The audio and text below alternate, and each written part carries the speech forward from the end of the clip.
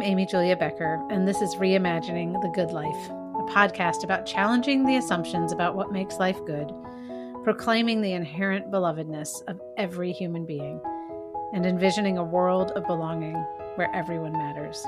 I'm so glad to be back with you all after a little break in this season of the podcast. I do have one announcement before I introduce today's guest, and that is that I will be running the Reimagining Family Life with Disability workshop. I'll do that again over the course of 4 weeks in February. This is a virtual live workshop for families affected by disability to give you strategies and stories so that you can take delight in your family, connect to community, and take steps towards a good future. Registration is open now, and the workshop begins on February 5th. So you can find out more by a link in the show notes or going to amyjuliabecker.com/workshop. So to today's episode. Today I am talking with my friend Carey Wallace about her new book, The Discipline of Inspiration. Carey is, in addition to being a beautiful writer, the founder of a retreat for artists in Michigan, and the founder of the Discipline of Inspiration Creative Habit Formation Program, which has been in operation for over a decade across the United States and internationally. We get to talk today about art and imagination and surrender, and Carey's claim that all art comes from God and that all of us are artists. And I hope you will enjoy this conversation as much as I did. We are starting out the new year here at Reimagining the Good Life with my friend Carey Wallace. Carey, welcome. I'm so delighted to be here. Thank you for having me. Well, I am so delighted to have you here. And if anyone is watching this on YouTube, you might notice there's a Christmas tree in the background. That is not, it may be that Carey keeps her Christmas tree up until like mid to late January, but that's actually not when we're recording. So it's completely seasonally appropriate. I just want to say that from the get-go that there is a Christmas tree, and I really appreciate that. We are recording in December. So with that said, I want to now dive into this beautiful book that Carey has written, and it is called The Discipline of Inspiration, The Mysterious Encounter with God at the Heart of Creativity. I feel like we could actually just take the title kind of word by word because I know how thoughtfully that title was crafted. And maybe we will do that eventually, but I wanted to just start by asking you to give a little bit of the origin story for this book, which I know could be a long answer, but so tell us what you want to about how this book came into being. Yeah, well, so this book comes into being as I am a writer myself. And when I published my first book, I was interested in creating a program for artists to help them develop strong creative habits, which is something that almost no teaching in any kind of art school teaches you how to do. So we're not given that tool when we leave. And if we don't have the luck to go to art school, we just have to figure that out on our own. And as part of putting that program together, I was like, I want to have speech by artists on art. I don't want to, a lot of the kind of tomes on art are written by people who weren't necessarily that successful as artists themselves. Because Rembrandt didn't sit around writing, Sure. Toni Morrison didn't write a textbook on how to be a novelist. She gave you some novels to work from, right? Right. So I went through all these places where I could find direct speech by artists on art. So Paris Review interviews and Rolling Stone interviews and books of songwriters on songwriting and dancers on dance. And I was looking for a whole host of categories. I was interested in the artist's life. Do you have to be unhappy? The artist's character. Do you have to be a jerk, right? The purpose of art, the definition of art, the artist's religious experience, because I myself am an artist of faith and was interested how those things entwine. And what I found was just like this total cacophony of opinions, and diametric opposition from people who nobody else has the authority to argue with, right? Except for on this one point, which was the sensation of inspiration. And inspiration, as I am defining it in this book, is the thing that tells you how to sing, even if you're a really good singer. How do you sing this song, right? If you can hit all the right notes, still, how do you sing? And if you are a writer and you can always write perfect sentences, and you actually even have the talent to observe things very well, what do you do with that? What do you say? What is the thing that lights that up? And when people talk about that, going all the way back to the ancient Greeks and right up to the present day, they talk about that as being something that comes from beyond them, that has a different personality from them, that if they don't accept it, it will go to somebody else. So you get quotes like Ernest Hemingway, and it's cross genres. So people talk about this in sculpture, they talk about it in writing, they talk about it in dance. And so Hemingway says when he reads his writing, he can't believe he wrote it. It must have come from somewhere else. He probably read it in the Saturday Evening Post. And Hoagie Carmichael, who wrote Georgia on My Mind, says that great songs aren't written, they're discovered. Great melodies aren't written, they're discovered. They seem to be pre-existing, which is another thing that people talk about when they talk about the sensation of inspiration. And there's a real dividing line as well between things we know are inspired and things we know aren't. And we can get real confused about that, but deep in our hearts, we actually know, right? So, and Michael Jackson at the end of his life was about to go on tour actually before he died. And he was also feverishly recording. And he was telling his entourage that his higher power was giving him these songs. And one of his entourage was like, Michael, can you get your higher power to give you these songs after the tour? And Michael Jackson said, I can't, then he might give them to Prince. So I got very interested in this testimony. And the other thing that happens around inspiration is that whether you have a religious background or not, you need religious language to describe it. It feels like a religious experience, even if what you need to say is can't be God. But many people actually from all kinds of backgrounds do describe it as an encounter with God. And that had been, to some extent, my experience. Not that I necessarily believed that God was speaking to me, but that some of the ideas, not all of my ideas, but some of my ideas came with like an insistence and an authority and a difference from my own daily patterns of thought, or even my patterns of thought in the like elevated, quote unquote, elevated space of being a writer. That it felt like it was something beyond me. It felt like it might have a piece of what I experienced in prayer or experienced in worship. And so I started thinking, what happens if we take this testimony of artists seriously? Where can that take us in our art? Where can it take us in lives of faith? And, what does it offer us in both of those places? So that's essentially the question the book is trying to answer. Yeah. And I remember talking to you over the years about this book. And early on, you said there's a really simple premise, and it's actually also a somewhat controversial one, which I think you just spoke to, which is that all art comes from God. So that's 5 words. All art comes from God. And I wanted to dig into that sentence, which shows up in the book as well, and which you've just kind of explained to us how you got to that as your central, like, if there's one thing that all of these different, in terms of what this inspiration is, and you're obviously using the language of God when you say it that way, other people might put, the universe, the divine, the higher power, the whatever, but still, all art comes from God. So why is that? Like, what do you mean by that statement? And why is it maybe not quite as simple as it seems? Yeah, well, I make that claim very early in the book. There's an introduction, and then the first part of chapter 1 is all art comes from God. This is art's only source and its only definition.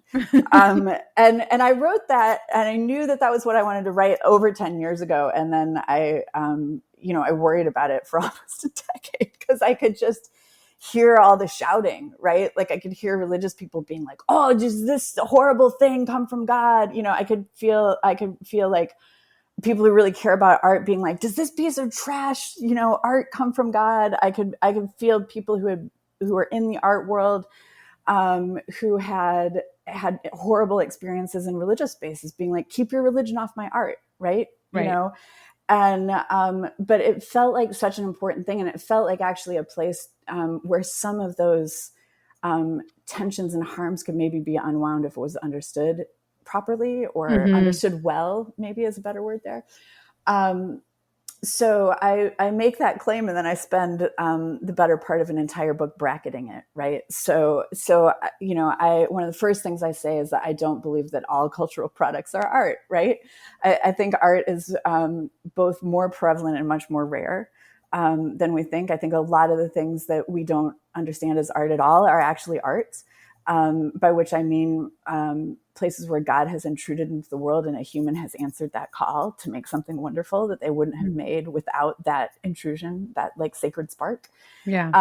And I also think that an enormous amount of what we're calling art is not in fact art, right? So I do in the book talk about, I think, 4 other major categories of cultural production, which are propaganda, things that seek to convince, entertainment, things that are kind of like a medicine that can take the edge off, but can also become an addiction, and also pornography, which offers you the simulacrum of a desire and keeps you from ever getting what you actually desire because of the pornography that you hold in your hands. And then I think another major category of cultural production is just failure. It just doesn't work as anything. And I think that those things very rarely appear unalloyed, right? Like I think you very rarely get pure art unencrusted with any of those other things. And I also think that like, even when you're making horrible propaganda, you can accidentally, if you are an artist who has been in any way accustomed to responding to inspiration, that there can be glimmers of true art that shines through that stuff. Can you give like a couple of examples without trying to like, you might not want to name names, you might want to name names, I don't know, but even just if it's like a little more broad as far as, because you do some of this in the book, like Instagram influencers, for example, or like, you know what I mean? Even if you don't, of some of those different types of cultural products, the pornography, the propaganda and the entertainment, like just so that people can maybe distinguish between them.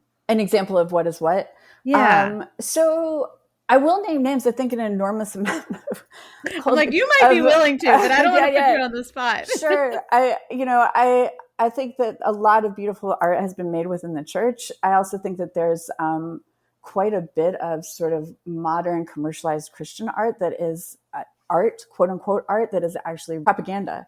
That is not actually seeking to welcome a spark of God into the world and follow it wherever it takes us, but is very interested in getting a certain message across in what they feel is the most effective way. And I don't think it operates as art. It can be valuable in its own way. It can be valuable in carrying that message, but I don't think that it has the sort of capaciousness and the resonance that real art has. And I think that's partly because God is not actually captured by these positions and by kind of sterile messaging.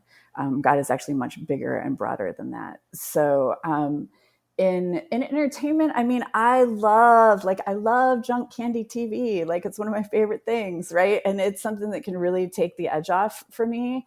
It's something that can keep me from like getting into worse addictions, right? But it's also something that as a steady diet can really, really make you sick, right?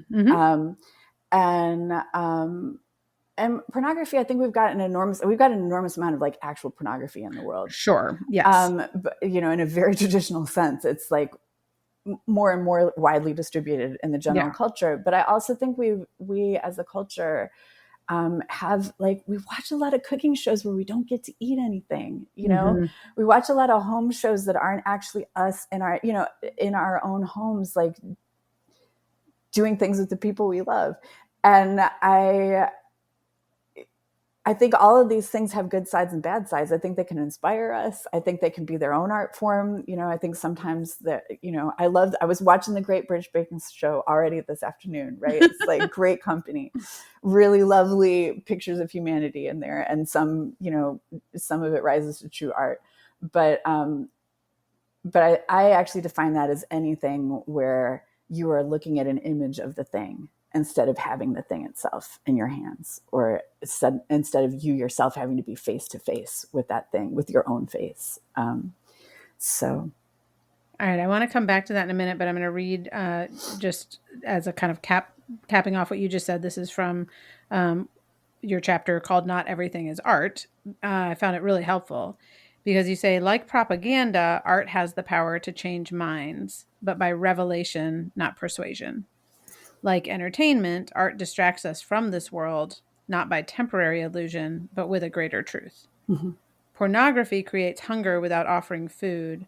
art satisfies our hunger despite the fact that we haven't eaten. Hmm. So I really appreciated just those distinctions and the examples you just gave, but it kind of leads to this other question of like, okay, so what is, let's give some examples of what is art. And you've mentioned Toni Morrison already, and you've mentioned, Michael Jackson, but like, how do you know, real art when you see it? Like, what's the, and are there some things, I know the answer is yes, but like, what are some things that would kind of perhaps surprise a listener that you are defining as art that aren't in the, you're not going to find them in a museum or in a hall of fame that goes to rock and roll stars or whatever? Yeah, that's an interesting question. So one of the things I say at the beginning of the book is that like a lot of the conversations we have around art are about what is and isn't art. And I think it's useful to have these rubrics, but I also think that it's, there's just so much, we have entire pages of the New York Times devoted to this question. We also have like boys running down each other's favorite bands in high school locker rooms, so, and I think none of them really ever arrive at any agreement. But I think that rather than naming things that I think are definitely art, I could say something more about the qualities of art as revelation, as as giving us something from beyond. And I think the question of have we done it or have we not done it, if you are a working artist, is like a profound question. It's like it's a matter of your whole career sometimes, or it can feel like it. So I don't think it's not one that's worth asking in certain contexts, but I also think that even when you're somebody who has to know whether you've done it or not, because you're going to put something into the world under your own name, and it's going to really matter to you whether that was good or not. We both know absolutely whether we've done it or not at some points, and we also will maybe never know whether we have done it or not, right? So, I think we walk that line of knowing and not knowing what is and is not, and I think we also walk that line as consumers of art or as viewers of art. Yeah, I'm just thinking, you have another quotation. Art is God's constant continuation of the original creation through the hands and minds of humankind. And I think that idea of, which gets back to the idea of inspiration, that there's something that is coming kind of upon us, through us, but that we also must surrender to in order to have that come into the world. And there's just a degree of like a lack of control that is can easily lead the creator, the artist, to doubt whether or not that's what's really happening. Because it's like, I don't know what happened actually. Yep. And also, it perhaps is its own little hint that maybe this was something more than entertainment or propaganda or pornography. Yeah. So I'm thinking about the title of your book, which might seem contradictory to some people in terms of the words discipline and inspiration.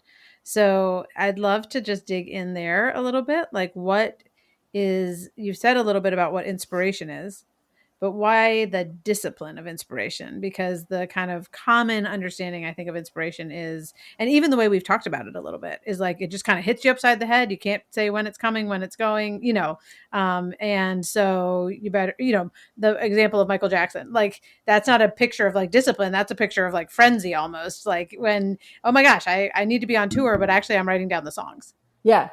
So I'm really glad you asked that question. And also I'm glad that you introduced the word surrender to the conversation, because when I started to believe that this might be true about art, I realized that the fundamental gesture then of an artist is not drawing the line or singing the note, but surrendering to that thing that is trying to come through us, through that line or through that note, that is going to tell us how to sing or how to draw. And I got very curious about how we could do more of that in a culture that has virtually no tools that teach us how to surrender, right? That is all about clench and control and thinking harder and trying harder and like the grind. And like, there's all sorts of words for it, but none of it is about surrender. And when I started thinking about that, what I realized was that the spiritual disciplines I had used in my own practice as a Christian, I hope these ideas are valuable beyond sort of Christian circles, but that is my background. And I realized that the disciplines I had used of praying and silence and solitude and community and even worship, fasting. Those were all things that would help us get out of the way of a spirit beyond ours and come through and let something like that come through us. So whether you believe that that spirit is God or not, I think that the great wisdom of humankind in the space of how do we surrender is actually contained in the classic spiritual disciplines that you find not just in Christianity, but in Buddhism and Islam and across the, these practices are similar across the great world religions. So when I think about the discipline of inspiration, first of all, I think it has a bad name. It's very interesting. There's a gendered thing that happens here where male artists in particular, who I think may struggle with whether what they're doing is productive or manly or whatever enough, have a real resistance to it. Will often be like, no, what I do is I go to work and I show up and I have like a regular job, like a regular man. Yes. But when you push them, and I actually got in a brawl with a costume designer about this at a salon, and he had done all this really interesting stuff, and he insisted that it was just a job. And then at the very end, he called me sweetie a number of times in the middle of the conversation. And then at the very end, he was like, "But the best things I've ever done didn't come from me." And I was like, correct. That is inspiration. So I think it does have this loosey-goosey, we're in a frenzy, we're in a trance. I actually think that inspiration is very consistent. I think it is speaking all the time. And what is inconsistent is us. And we are not always able to show up for it. But that when we do, it is there. And I also think that when it doesn't speak, and nobody understands these mechanics perfectly, but one of my suspicions is, one of the questions that this book answers is, why is it good to have a God instead of a muse, right? Why do we need it? Why do we need a God instead of a muse?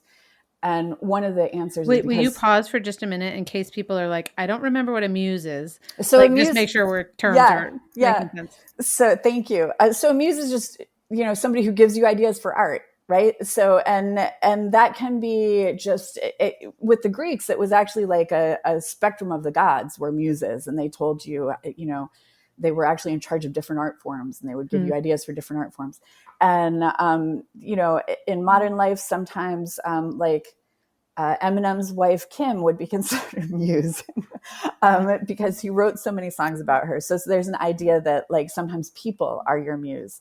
Yeah. But the idea in general, that idea is it does have a spiritual valence, right? And you're talking about a spirit who keeps wanting you to make stuff.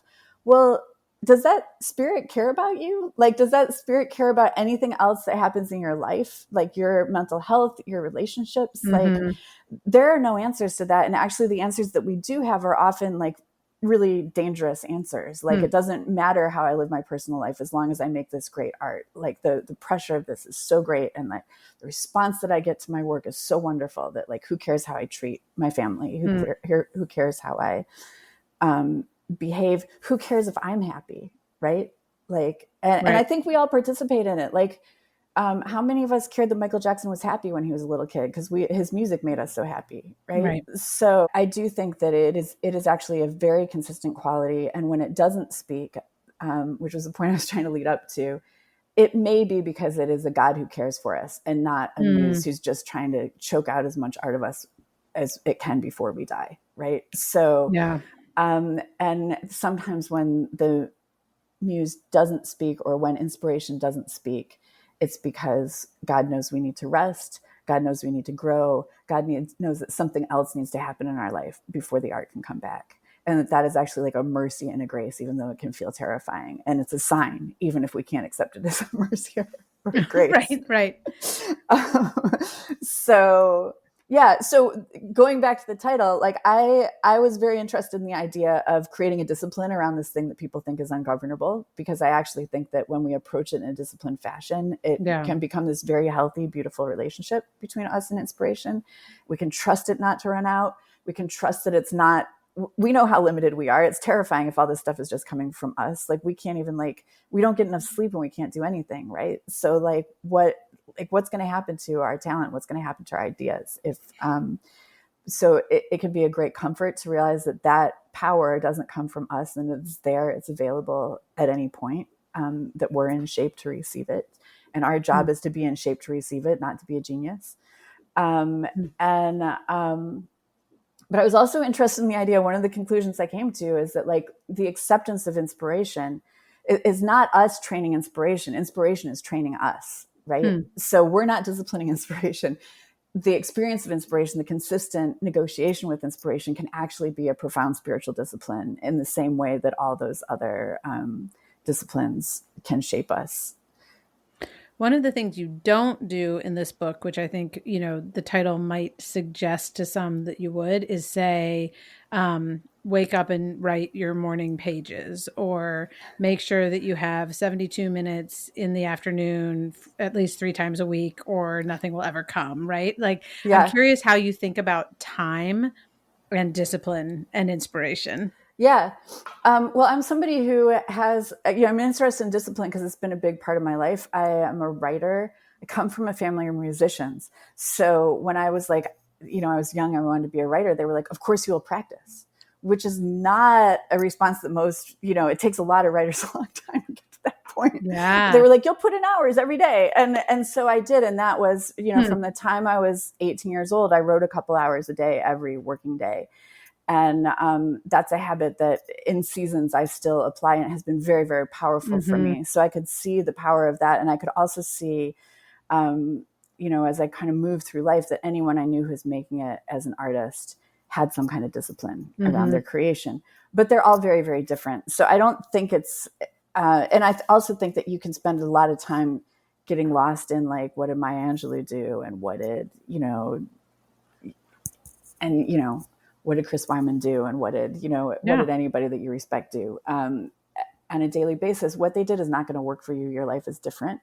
So I do actually teach classes around creating those strong disciplines in your life. That program that I started, that I was talking about at the beginning, I still run. And I think that we can create habits and community that are really strong and important for us. But I also think that those habits always need to be individual to us, and that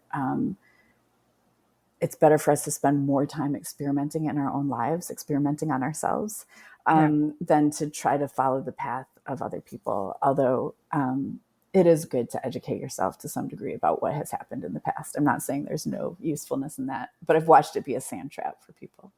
So I also just happened to read the book Slow Productivity by Cal Newport, which is much more of a self-help, how to get things done. Although what was interesting about it, I was reading it kind of simultaneous to yours, was that he gives these examples of, for example, John McPhee, who was a prolific writer and who describes his writing process in various times of lying on a table for hours, literally just being I have no idea how to make order out of all this, in his case, nonfiction writing. So information I've got. And what I do know, however, and this maybe goes back to the surrender idea, is that I can't force it to happen, but I can open myself up to it happening. And so, and the way I do that is by, in his case, lying on a picnic table. He was outside, just lying down. And I've had times like that where I've had a deadline, and I'm I have enough physical hours in the day to write the number of words that you want me to submit by this time. Yeah. And they're not here yet. Yeah. And if I try to make them be here, it's not actually what's supposed to be here. I just have a sense of that. So there is to your point, there's a goodness to that kind of disciplined sense of time for any of us in almost anything that we do. But there's also that place for rest, that place for surrender. I love what you were saying earlier, just about you might not be ready. And guess what? Inspiration might also care about you and not just what you're producing, So that really resonates with me personally, but also with a lot of what I've also heard and read from other artists. I was listening to an interview with John Batiste today, and he also was just talking about that sense of the music being out there Yep. and him being a receptacle for that, Yep. and like being trained in how to listen and offer, and a willingness to offer. So I really appreciate all of it. Another question I wanted to ask you is, who is this book for? Is it for people who call themselves working artists in whatever genre? Is it for them plus other people? Like, who's it for? Well, so one of the conclusions I come to in the book is that I believe that everybody has the potential to be an artist. And I don't believe that because everybody has like world-class talent at anything that we would think of as a classic art, like drawing or singing or whatever, writing a poem.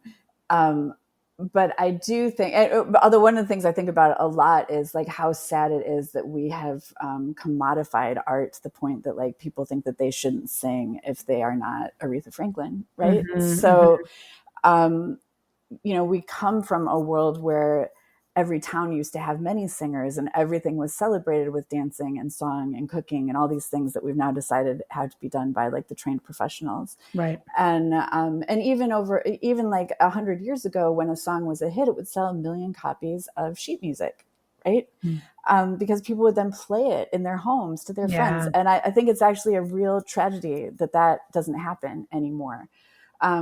But aside from that, sort of like that's the art, the social sciences argument, right? But for me, the philosophical, theological argument is that anybody can welcome God into their activities. Anybody can respond to these, and also everybody has them, right? Like people love to be like, oh, I could never do that when they look at, when they look at a great painting, and it's like, that feels to me like a denial that says you feel a call there. Like it tells you something. Like you don't look at a bridge and be like, oh, I could never build that bridge, right? Like there are all kinds of things that you look at and you never say, I couldn't do that, right? But art provokes consistently this reaction of, I can never do that. I think that's because there's a tug in all of us to do it. And I think it's very interesting that, people in all kinds of places where they can't do what they had been doing, whether they're in prison or whether they're retirees, or we've got all these, retired heads of state who become painters, right? And we have prisoners who do these sort of there's a whole like school of prison art by people who are never trained, who make these absolutely wonderful things. And so I believe it's for everybody, actually. Like what I hope that it can do is unlock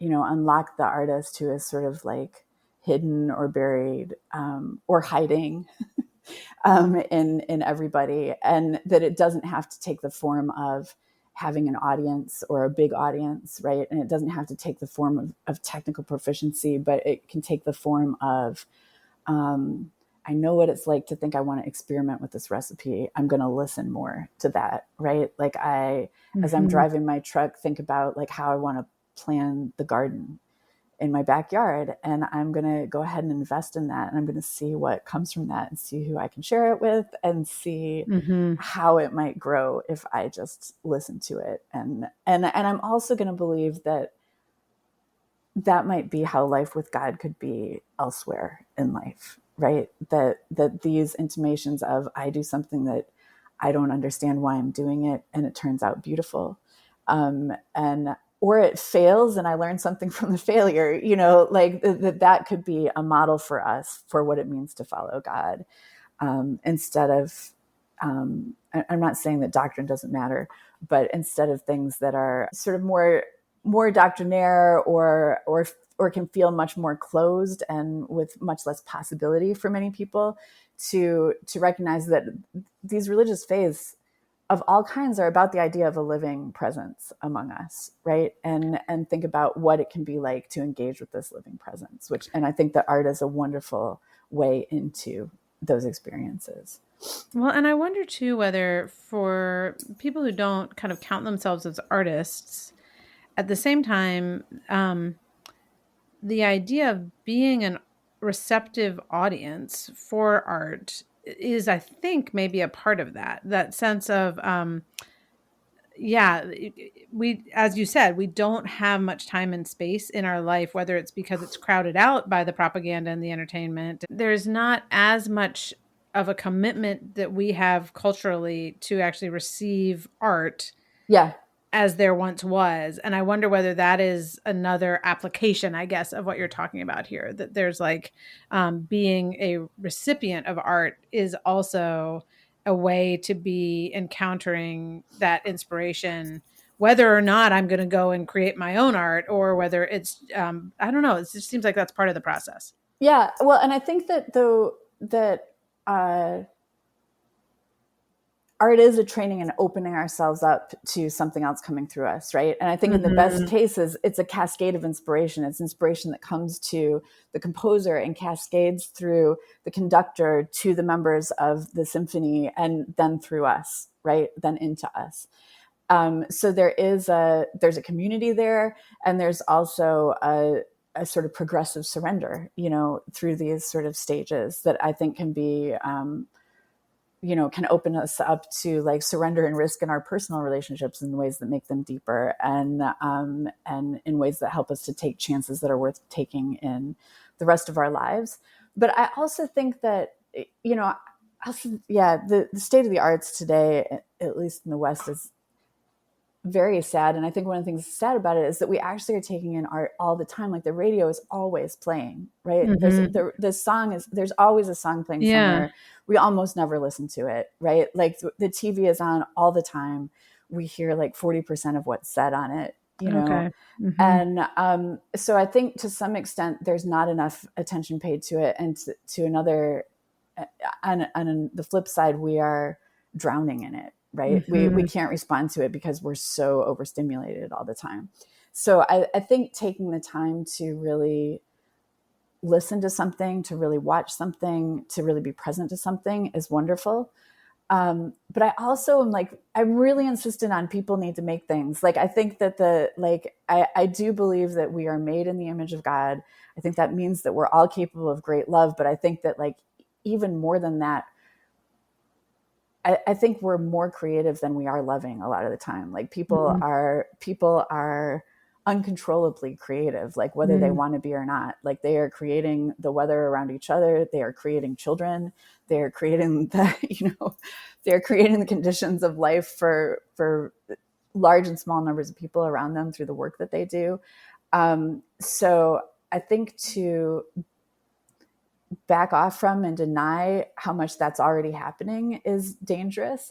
And I also think that like wonderful things happen when we actually like make stuff, when we actually do stuff, when it's not just about consumption. Like, and I think the consumption is going to happen. We can get better at consumption. We can frame it as confrontation or conversation, or like all things that are healthier than consumption. But I think the thing we're really not doing is like making things ourselves.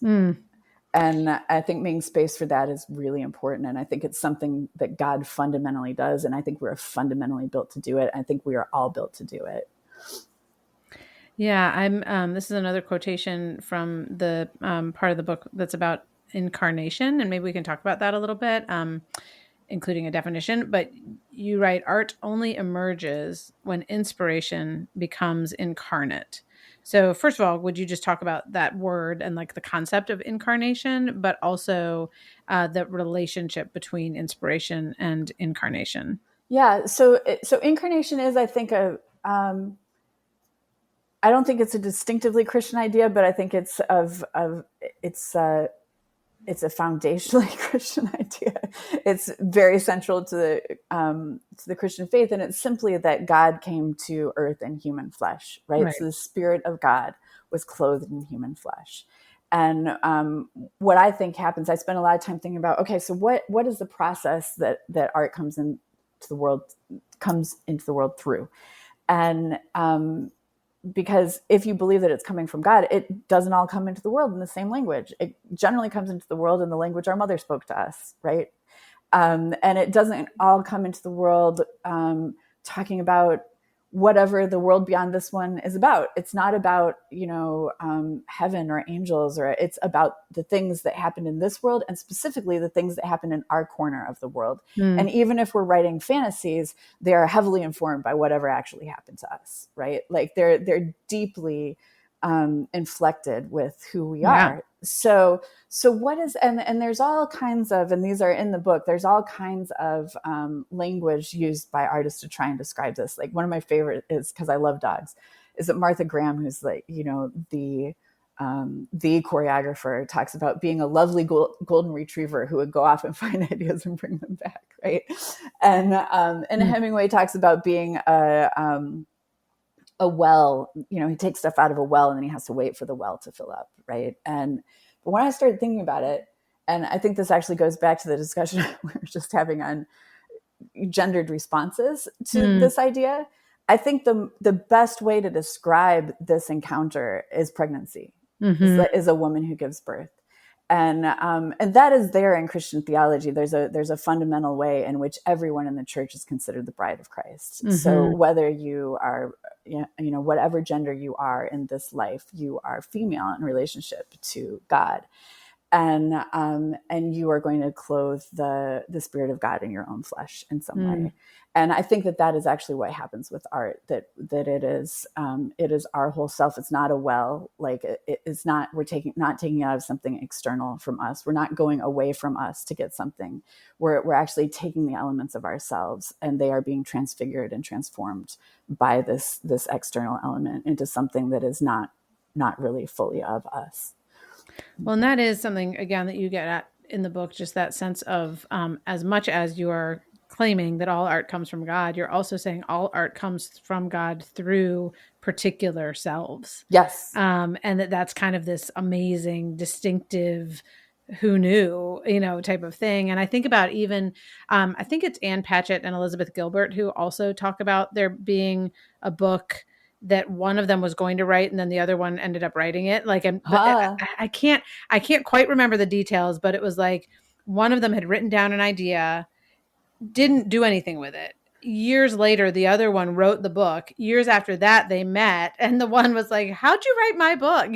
But it would have been written differently if it had been. But the story itself was like the idea that they both felt had been given to them, and one of them wrote it.